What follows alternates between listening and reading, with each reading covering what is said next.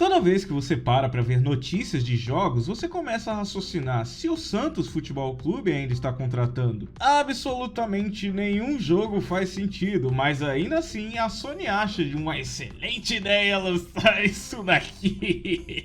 Isso que num momento que os próprios criadores desse subgênero, no caso Overwatch, não estão mais apostando nesse mesmo gênero. Mas o pior de tudo, você lembra que mora no Brasil e teve que pagar R$ 2.600 num console podre, e 2 anos depois, esse console aumenta o valor e o pior de tudo, ele literalmente pode ser tirado de você. Apesar que todo mundo que comprou essa bucha merece mesmo se fuder. E depois ainda tem algo bem pior a ser esclarecido, mas ainda vamos chegar lá. Por hora vamos apenas comprar nossa camiseta do Santos juntos. É meme, não se churrasque.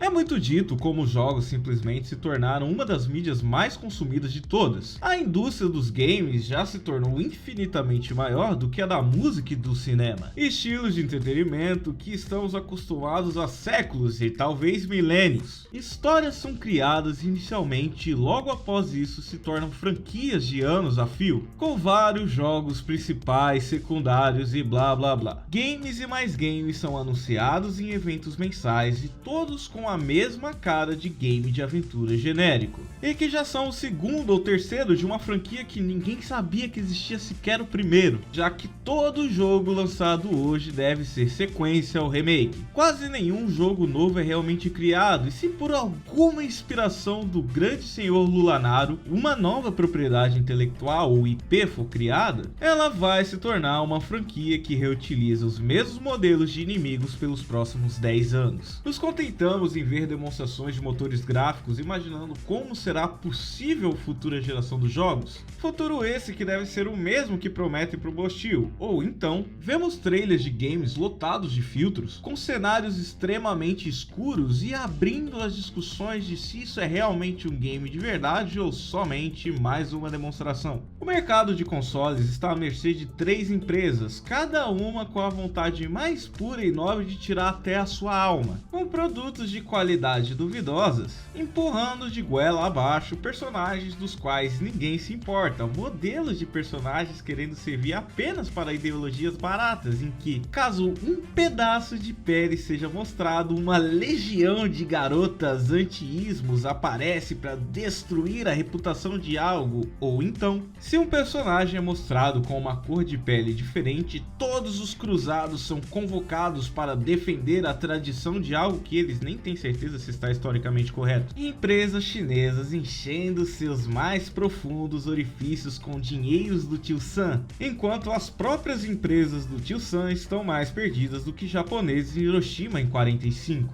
publicando dezenas de sequências de jogos de ação e aventura que 90% das pessoas nem ao menos sabia a existência do primeiro game e já está no segundo. Ou então, apostando em jogos sobre serviços, matando seus desenvolvedores que passam muito mais tempo fazendo servidores porcos e lotados de microtransações do que refinar algo do gameplay desse jogo. E no fim, poucas empresas gastam 200 milhões de dólares para poder criar os famosos AAAs, e que são caros, com tempo de produção cada dia mais longo e ironicamente mais apertado, que custam um risco absurdo de produção. Absolutamente ninguém vai querer repetir esse fracasso em nome de uma suposta arte dos games, colocar centenas de milhões de dólares em um projeto que possa fracassar. Mas parte disso tem origens no passado, e é para lá que deve ser ido para entender essas 3 empresas de consoles e quais são os erros do passado que estão se repetindo hoje.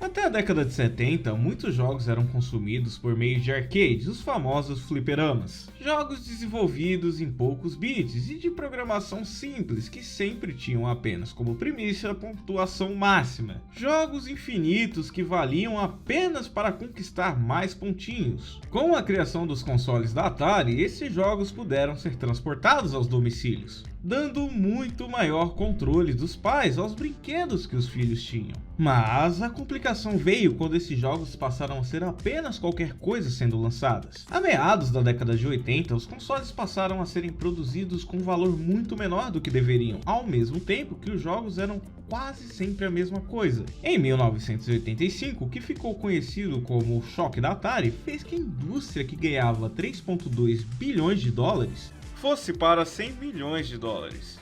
Todos tinham consoles em casa, mas absolutamente ninguém queria jogar porque os jogos eram completamente irrelevantes. Os únicos jogos que estavam de fato fora dessa ideia patética de joguinhos de pontos eternos em absolutamente todo produto foram criados para os PCs da época. Qualquer semelhança com a atualidade é mera coincidência, produtoras saturando o mercado com infinitos jogos de qualidade baixíssima e desenvolvimentos apressados, com pouco ou nenhuma inspiração, enquanto os PCs são dados como a grande salvação. Durante o choque da Atari, que na época era um dos principais prodígios do Vale do Silício, a empresa resolveu demitir dezenas de funcionários considerados irregulares para os padrões Atari, por não deixarem as calvícies dos grandes diretores cada vez mais brilhosa. A Atari teve a brilhante ideia de comprar direitos de produções de filmes para criar jogos baseados nos cinemas. Licenças essas que apenas pela compra já obrigavam os jogos a terem que vender pelo menos 500 mil cópias para serem pagos. E novamente, apenas o custo da licença. E adivinha só, isso nunca acontecia, dando sempre um prejuízo muito maior do que o amor que o Kid Bengala tem por você. O custo para armazenar esses cartuchos da Atari se tornou tão inviável devido às baixas vendas e altos produtos em estoque, que seria melhor enterrar os cartuchos do que continuar alugando armazéns, e assim milhares de jogos foram enterrados, e o grande conhecido por isso foi o jogo ET, que basicamente foi o garoto propaganda dessa fase porcaria. E isso, claro, está sendo citado apenas há décadas de 80. Os desenvolvedores que foram anteriormente demitidos da Atari criaram a Activision, essa que se tornaria uma das principais e mais criativas empresas antes do grande crash da Atari. Sim, amiguinho, a mesma Activision de hoje, na década de 80, criou Pitfall, o primeiro jogo plataforma da história, e distribuiu para a própria Atari pouco antes da queda dos jogos na América. A grande diferença do momento que vivemos hoje é que boa parte dessa história aconteceu apenas nos Estados Unidos da América. O tio Sam acabou abrindo os olhos para o que estava acontecendo na Atari e preferiu fechar as portas da empresa antes que o prejuízo fosse ainda maior. Enquanto isso, na terra do Naruto, empresas de jogos de cartas estavam migrando para os desenvolvimentos de arcades e pensando em dar os primeiros passos para os consoles caseiros. No Japão, nesse meio tempo, a Nintendo aparece grande no mercado com produções de jogos como Donkey Kong para os arcades, e posteriormente transmitindo esses jogos para o console da Atari, antes do grande crash. Contudo, eles perceberam que a Atari não era mais tão forte, mas a ideia de ter um console para poder viciar crianças era um excelente negócio. E logo mais, a Nintendo entra com o Famicom, ou Nintendo Entertainment System, ou NES, ou Nintendinho,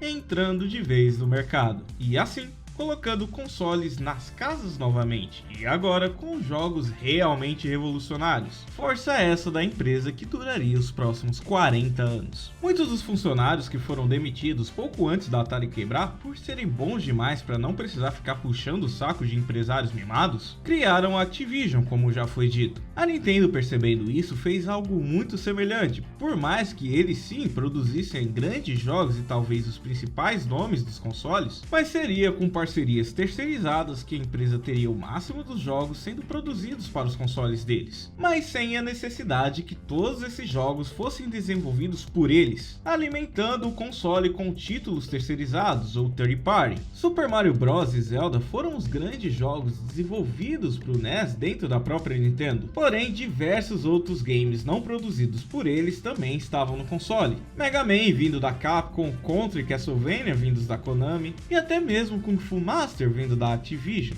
O crash dos consoles criados nos Estados Unidos foram resolvidos dentro da América por uma empresa japonesa que encheu a casa das crianças Yankees de joguinhos felizes. E agora, não sendo apenas aventuras de pontos infinitos, mas tendo começo e fim, aventuras completas e até mesmo enredos grandes e complexos com os novos gêneros de RPG que estavam surgindo. A Nintendo nesse momento se tornou a empresa da família, mesmo surgindo a concorrência com o Master System vindo da Sega, mas não era o suficiente para tancar a força que o Nintendinho tinha. A rival Sega só fazia sucesso em países de terceiro mundo que tinham um total de consoles vendidos baixíssimo, como o grandioso Perfeitio, que nesse momento era completamente irrelevante no mercado de consoles, criando cópias piratas do Nintendinho ou vendendo Master System no momento que os consoles já estavam sendo descontinuados pela própria Sega. A Nintendo, evoluindo o console para o Super Nintendo no início da década de 90, utilizou as mesmas bases feitas do videogame anterior para implantar nesse novo. Mais franquias third parties foram criadas e até mesmo evolução de chips dentro dos cartuchos eram solicitados para melhorar os games desenvolvidos. E foi aí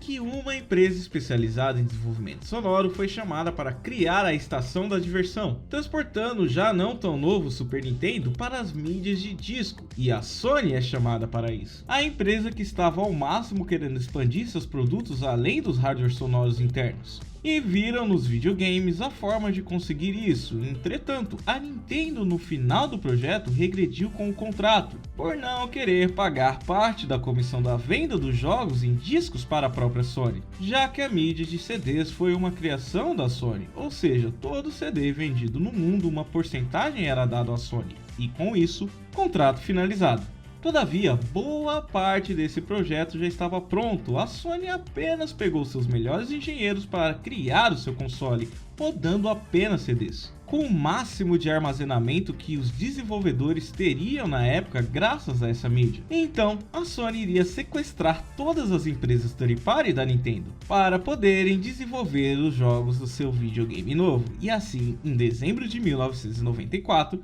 nasce o PlayStation.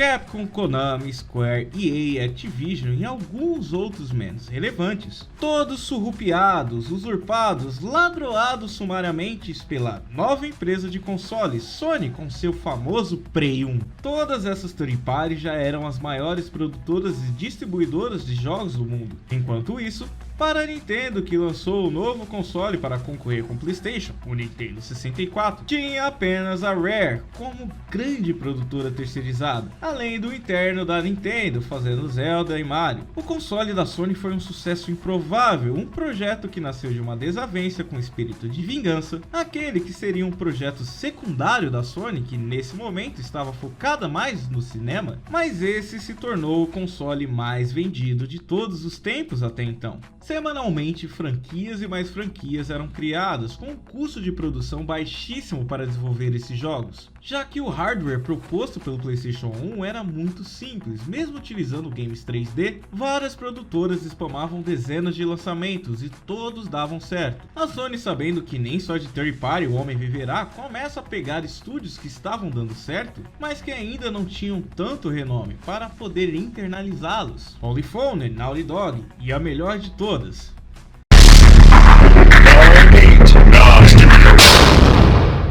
são todas colocadas dentro da própria Sony, transformando um projetinho rápido com a Nintendo na principal empresa no ramo de games pelos próximos 25 anos. Daí você pode se perguntar, mas e a Sega? Irrelevante. Mas graças aos fracassos consecutivos da Sega, que outra empresa iria entrar nos games? O PlayStation 1 simplesmente destruiu todas as empresas de console, mas em especial a Sega, que teve em seus principais fracassos o Sega Saturn, projeto esse que foi encerrado precocemente para evoluir a nova geração com o amado por pouquíssimo Sega Dreamcast. Mas foi novamente um console irrelevante, já que logo depois do lançamento a Sony publicou a sequência do console mais vendido de todos, anos. O PlayStation 2, que novamente se tornaria o console mais vendido de todos, e agora, sendo o console mais vendido de todos os tempos até hoje. Falindo de vez o Dreamcast e qualquer vontade que a Sega tinha de fazer um próprio console. Porém, uma das parcerias firmadas para a construção do Dreamcast foi uma das principais empresas de software de todos os tempos. A criadora na época do sistema operacional mais utilizado, o Windows. A empresa, aproveitando os resquícios dessa parceria, tomou parte dos engenheiros saídos da Sega. A criadora do Windows Vista percebeu uma excelente forma de expandir no mercado, seria entrando nos jogos que estavam no momento no maior crescimento da história. E foi aí que a Microsoft entra com o Xbox. Agora a Trindade do Capeta está lançada. As três empresas lutam diariamente para destruir a sua vida, com algo que gera vícios em crianças desde a década de 80. Empresas essas que se esforçam também diariamente para destruir a própria indústria.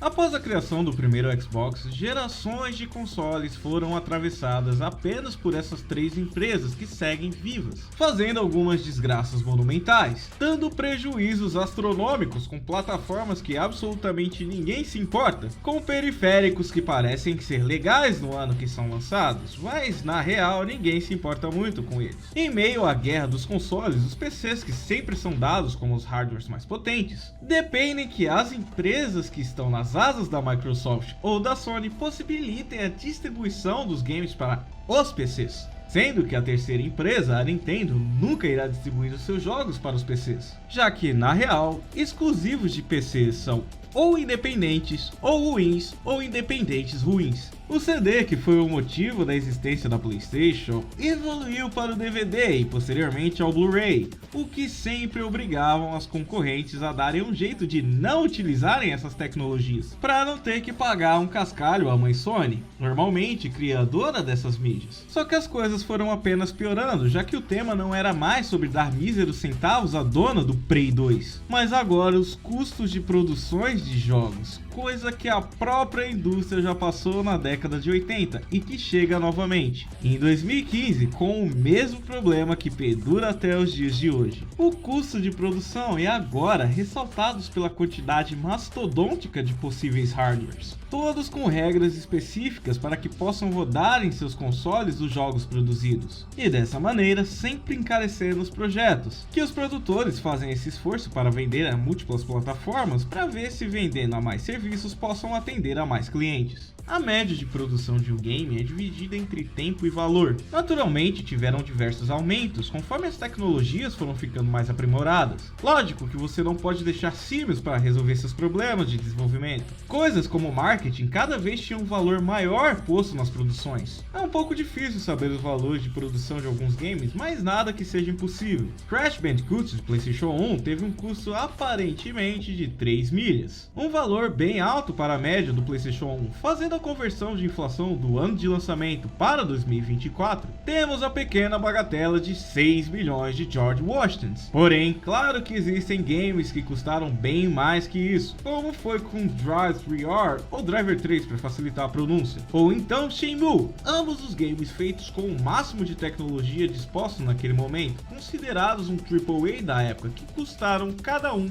40 milhões para serem feitos. Ou convertendo para a inflação de 2024, Shenmue teve 75 milhões e Driver 3 60 milhões, ambos também tomando cerca de 4 anos para serem desenvolvidos.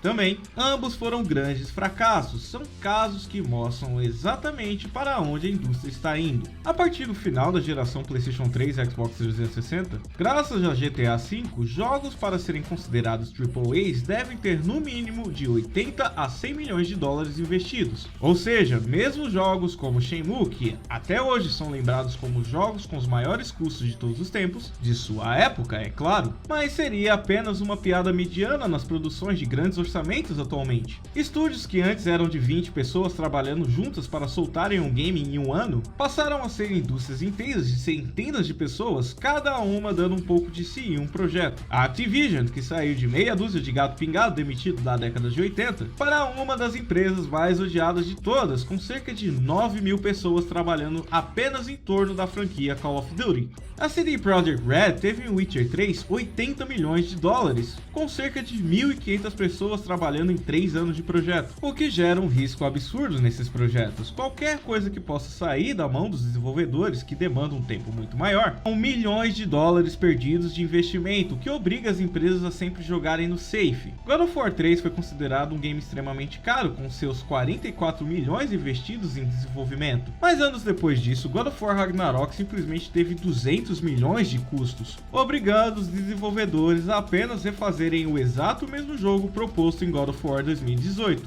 só que de maneira muito mais odiosa. Esses pequeníssimos orçamentos tornam um problema maior quando pensamos em exclusivos. Segundo Shawn Landey, ex-CEO da Sony of America, relata que, para cada nova geração de consoles, o preço para a produção dos novos jogos simplesmente dobra. Na geração PlayStation 4, o custo médio para produzir um título AAA da Sony era cerca de 100 milhões, mas Shawn Landey teme que o preço para a produção dos jogos de PlayStation 5 chegue na média de 200 milhões de dólares. Lembrando, isso sendo o valor médio, já que, como dito, God of War Ragnarok já bateu essa meta sendo um game de geração cruzada, PlayStation 4 e PlayStation 5, mas que sim, passa a ser o valor médio de toda a produção AAA, o que obriga as próprias empresas a venderem os seus até então exclusivos para outras plataformas para poder pagar os custos de produção desses jogos. E isso também faz com que as empresas não arrisquem a criar novas IPs, jogos novos, apenas seguindo eternamente em sequências. Para continuar ainda com a Sony com God of War, o primeiro game foi lançado para a 6ª geração de consoles em 2005,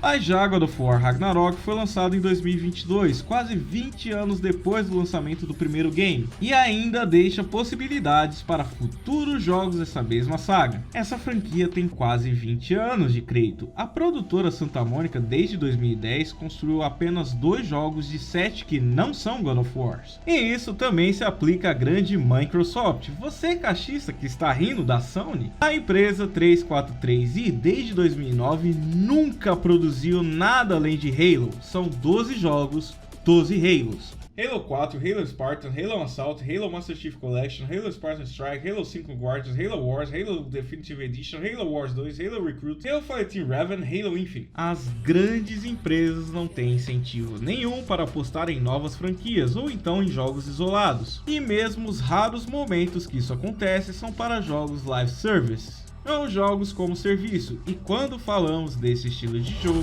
a melhor forma de fazer isso é saindo do Japão e dos Estados Unidos e dando uma passadinha na China.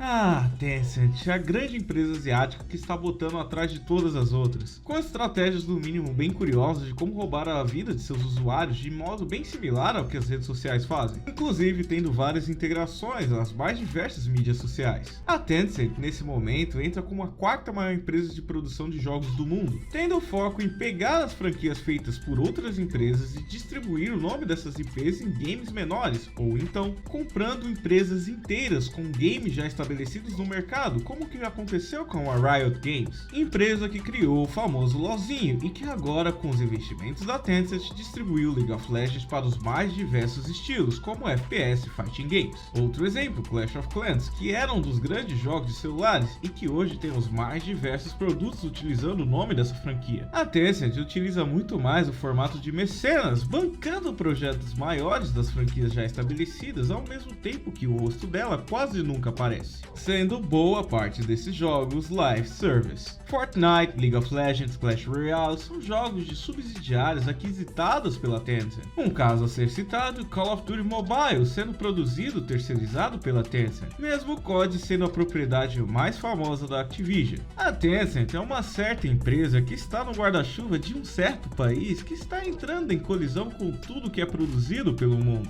A grande vantagem de jogos live service é que você pode produzir o game apenas uma vez e seguindo com ele pelos próximos 10 anos, sem a necessidade de necessariamente criar uma continuação ao teu jogo, no máximo atualizando para outros subgêneros. Ao mesmo tempo que você não precisa entregar um jogo 100% completo, já que a cada temporada será atualizada alguma coisa, e assim prendendo seu público anos a fio. E nesse mesmo tempo podendo ser comercializadas microtransações como roupinhas, arminhas, personagenzinhos, ou o show do Neymar e do Alok. Mas mesmo esse estilo de game já começa a saturar o mercado, como os famosos Battle Royales, dos quais os grandes picos alcançados anos atrás já começam a decair. Ou então, LoLzinho, que outrora tivera as principais premiações do subgênero MOBA, entretanto já veio o declínio de seus grandes prêmios. Ou seja, o mercado focou durante um tempo em live service dos mais diversos, com grandes sistemas de competição e premiação, e entretanto já estão indo para a casa do cara, encerrando suas grandes eras de ouro. Continuações de jogos que foram grandes sucessos como Overwatch e Counter-Strike, em que suas sequências tiveram uma queda de público gigantesca. O problema é que as grandes companhias começaram a ver esse boom quando ele já tinha explodido.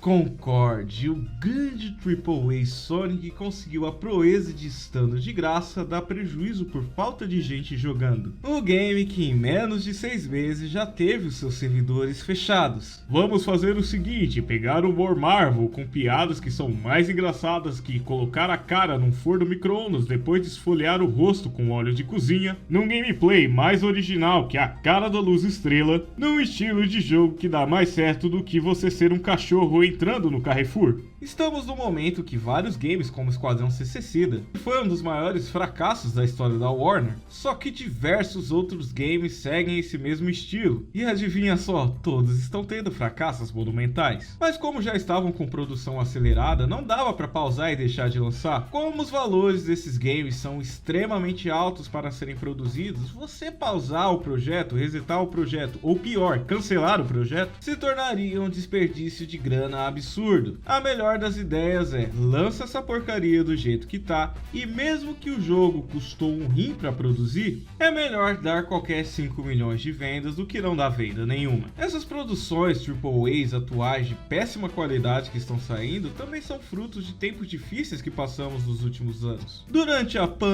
espaço de tempo para não ter problemas com o YouTube.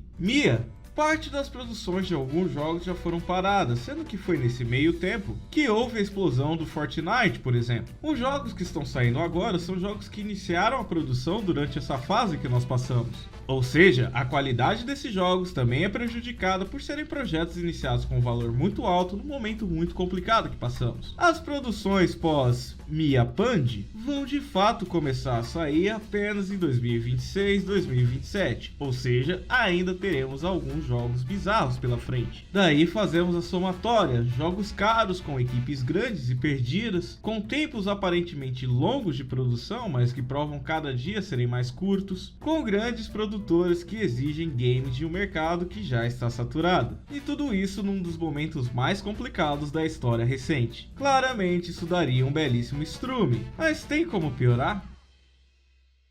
Nós estamos passando nos cinemas e séries uma enxurrada de teorias culturais que favorecem um lado, e os videogames, como o filho mais belo do cinema, também já começa a ter esse exagero de temas políticos em jogos, também chamados de cultura woke. E eu, com certeza, não vou me aprofundar nisso nesse vídeo, até porque é um tema grande demais para ser um tópico de 5 minutos num vídeo falando mal da grande indústria de produção de jogos. Então a grande salvação está nos jogos indies. Essas são as produções que vão salvar a indústria.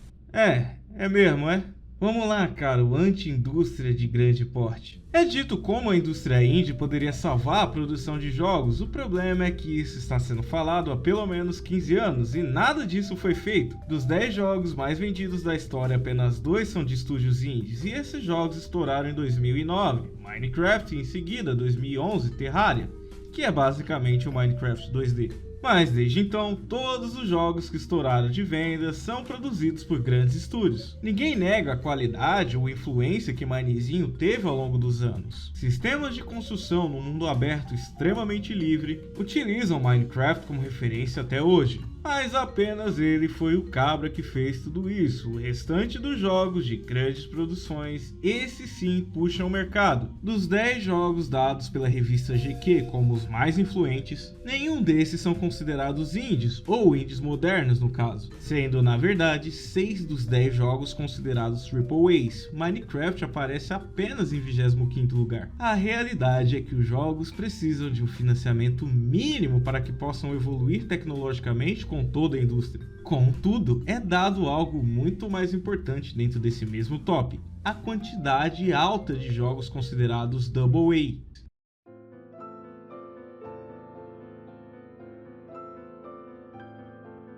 Não, para, isso daqui não é um vídeo de Dark Souls. A mesma lista se estende mostrando vários jogos que tiveram um orçamento milionário, mas que não foram exatamente tão absurdos assim de caros. O grande clássico moderno, Dark Souls. Já disse, isso não é um vídeo de Dark Souls. É um dos exemplos de jogos que tiveram um orçamento ok, com uma equipe que estava 100% doada à entrega do projeto. Mesmo que na metade do trabalho já dá pra ver uma certa fadiga da equipe, que resulta também no produto final, porém ainda assim é clara a qualidade do game, principalmente a influência gerada em toda a indústria, já que todas as empresas atualmente tentam lançar um Souls-like para chamar de seu. Mesmo que tecnologicamente nenhum dos jogos da From Software consiga encontrar o auge da beleza, sendo bem perceptível em coisas como animações de 13 anos atrás lançadas em Demon's Souls, mas as mesmas animações e inimigos são utilizados em Elden Ring. Ou então BioShock, também considerado um dos jogos mais importantes dos últimos anos, que não teve a necessidade de trocentos milhões de dólares na produção, que já deixa um peso gigantesco para a vendagem do game. O custo de produção inchado desses jogos AAA já coloca uma carga extremamente absurda para a venda desses games, que não acontece em AAAs, que não é necessário que o jogo na primeira semana passe das 2 milhões de cópias vendidas, dando margem às empresas trabalharem com investimento menor, ao mesmo tempo que a falta de recurso não é tão extrema que possa afetar a obra final, obrigando os desenvolvedores a descartar ideias, mas aqui colocando esses mesmos produtores a terem que criar outras maneiras para aplicar as suas ideias. No entanto, para não falar que esses jogos são a completa e total salvação do mundo moderno, temos também o fator de jogos de ação e aventura genéricos. Você se depara com um grande jogo genérico de ação e aventura 2, do qual tu não tinha nem ideia que já tinha saído um, sempre tentando emular traços de jogos AAA, enchendo os jogos de coletáveis para poder falar que o game tem 50 horas para justificar o preço cheio na hora de vender esse game. Mas adivinha, o jogo genérico de ação e aventura 2 que eu não sabia que tinha um, não são todos os jogos de AA. No geral, esses jogos tendem a seguir um menor tempo de gameplay, como foi o caso do próprio Stellar Blade. Esses games, justamente por não conseguirem ter um projeto muito inflado, o tempo do jogo também é menor, o que deixa a experiência muito mais leve e enxuta. Atualmente, todos os jogos querem ter 50 horas no mínimo, lotados de coletáveis secundários. Ao mesmo tempo que os jogos AAAs propõem-se a ser o suprassumo gráfico de entretenimento. Mas vamos lá, você realmente acha que os jogos atuais, como o grandioso Concorde, têm gráficos que representam a nova geração? Mesmo o grande fator técnico dos AAAs também já mostra ser um grande bait.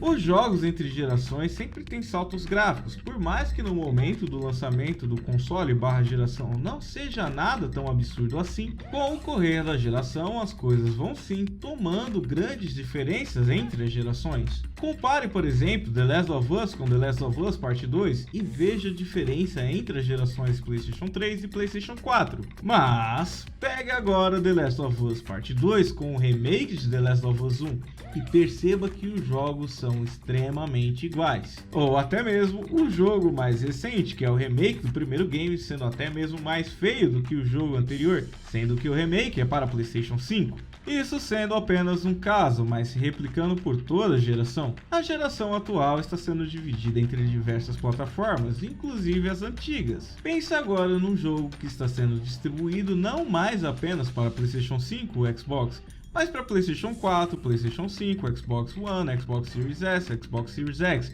e os mais diversos tipos de PC, independendo, Switch, Steam Deck ou PCs portáteis e até mesmo mobiles. Saímos de 2, talvez 3 plataformas para mais de 7 possíveis hardwares, cada vez mais distante entre eles, o que demanda um tempo muito maior de desenvolvimento e principalmente de correção e teste de bugs. Tempo esse que deveria ser para a projeção do ápice gráfico, mas é gasto para resolver problemas gráficos da bosta do grande console Series S. Essa grande obra da engenharia moderna.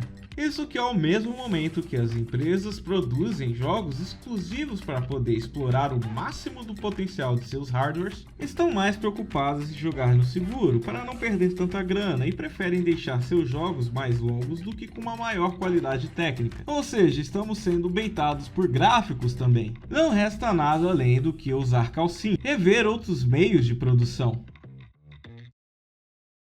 Jogos AA não requerem ali uma quantidade tão absurda de diversidade de plataformas, o que, novamente, facilita na distribuição dos games, ao mesmo tempo que aumenta a quantidade de produções totais dos games. Jogos não precisam ter 50 horas e custar 200 milhões, com 1000 desenvolvedores para serem feitos em apenas um projeto. Projeto esse que provavelmente vai encher de teorias lavradoras. E parece que algumas empresas vão experimentar esse modo de produção, não tendo apenas um projeto de 200 milhões de dólares, mas diversificando em projetos menores, mas com investimento mínimo para não ser apenas games indies. A Konami. A Konami. Não me bata ainda, eu sei que eu vou falar bem da Konami, mas é para um bem maior, ok? A Konami tem inúmeras franquias que estavam paradas, mas que recentemente voltaram a dar à luz à vida, sem a necessidade de um projeto solo de meia bilha. Jogos interativos com orçamento baixíssimos dependendo apenas dos seus enredos, apesar que o que foi posto até agora foi bem mais ou menos comparado com todo o histórico de plots que Silent Hill tem, mas já é mais do que nada. Além disso, um remake do jogo mais conhecido da saga está sendo feito junto com uma prequela dentro da saga principal, em 2 projetos distintos tocados por empresas terceirizadas, mas com supervisão da Team Silent, equipe especializada em Silent Hill, e mais o projeto final dentro da própria Konami, que está sendo provavelmente o mais caro entre todos esses. Tomando, por exemplo, o projeto que está no gatilho, Silent Hill 2 Remake, está com gráficos ok, com algumas coisas estranhas, mas que com certeza não é o foco da empresa nesse momento investir em 2050 programadores em um único projeto, mas sim distribuir em vários projetos menores. E além de Silent Hill, Metal Gear Solid também parece ser o próximo a correr. Claro que tudo isso pode ser apenas um bait, mas é válido o voto de confiança, justamente por ser algo diferente ao que está vigente nas grandes empresas hoje. Uma companhia do tamanho da Konami dando seus projetos a produções AA terceirizadas, para ter uma maior possibilidade de projetos diferenciados. Se algum game vender pouco, não vai ser um grande prejuízo, mas o game que vender mais dará lucro para pagar todos os outros projetos. E ainda, entretanto, seguir com um projeto seguro, como é o caso de um remake. É quase certeza que essa tese está completamente errada, por se tratar da Konami, empresa que escanteou uma das principais sagas dos jogos para fazer um anime YEG. Claro que tudo isso também pode dar errado, jogos AA também são feitos por empresas sem tanta grana em patrocínio, como foi o caso de Lords of the Fallen, Fallen, feito pela Hexworks, game que foi anunciado como o grande salvador da geração, com imagens lindíssimas, sendo mais um dos milhares de Souls-like genéricos. Entretanto, sendo mais um passo na evolução, da qual se provou ser uma grande fraude, por ser um game lançado incompleto, cheio de falhas e quase injogável nas primeiras horas de lançamento por estar completamente mal otimizado. Porém, por algum diabo de motivo, os desenvolvedores continuaram trabalhando no projeto e ouvindo os fãs que seguiam bancando o trabalho e jogando esse game, dando sempre críticas, mas dispostos a seguirem com os feedbacks e jogando todas as atualizações realizadas pelos desenvolvedores, e 6 meses depois, o game havia batido 1,2 bilhões de cópias vendidas. Com um lançamento desastroso, mas pelos desenvolvedores mostrarem estar dispostos a melhorar os seus projetos, os compradores dos produtos seguem apoiando e servindo quase como beta testers. Um caso claro, Cyberpunk 2077, que foram um dos piores lançamentos da história, mas que aos poucos se tornou um dos games mais amados por quem deu uma segunda chance. Mas o caso Cyberpunk merece algo mais detalhado no futuro. Jogos saíram do ápice de narrativas e gráficos para uma geração depois estagnarem tecnologicamente com enredos estúpidos. Mesmo que por algum diabo de motivo o jogo tenha uma qualidade de escrita boa, mas saem de eixo por todo jogo ter uma quantidade de gameplay maior do que deveria, para produzir um jogo cada dia mais caro e com uma quantidade maior de pessoas que são extremamente descartáveis. Muitas vezes, boa parte da equipe que inicia um projeto não é a mesma que entrega o produto final, deixando a loucura completa dentro das próprias produtoras. Produtoras essas que não entendem o público, que acham que um gênero que deu certo aleatoriamente no momento que estava todo mundo trancado, com necessidades de hardwares extremamente baixos e fracos, mas que as produtoras tentam replicar a forma e agora aplicando de maneira errada, querendo focar em gráficos num produto que o foco é gameplay e no momento que ninguém mais quer jogar esse tipo de porcaria. Mesmo as empresas que já estão inseridas no mercado de jogos sob serviço estão mais focadas em distribuir outros tipos de formatos das suas IPs já criadas, do que arriscar criar novas propriedades intelectuais e arriscar perder dinheiro. Nenhuma empresa mais se propõe a criar novas IPs, estando há 20 anos lançando continuações de qualidade cada vez mais questionável. As poucas ou únicas empresas que criam reutilizam formatos ou padrões criados em franquias anteriores há cerca de 10 anos. E no final, a esperança recai sobre empresas que historicamente gostam de destruir aleatoriamente as suas franquias. E novamente, franquias, nada de novo. Ou então, empresas que lançam jogos completamente desgraçados, mas que por algum milagre arrumam seus games. Mas que adivinha só, não era nem para ter lançado o game ruim. Tiveram tempo mais do que o suficiente para melhorar o projeto. No final das contas, a dica é comprar um belíssimo Steam Deck e jogar todos os emuladores que existem. Ah é, você é brasileiro, você não tem dinheiro para isso. Nesse caso, uma boa noite.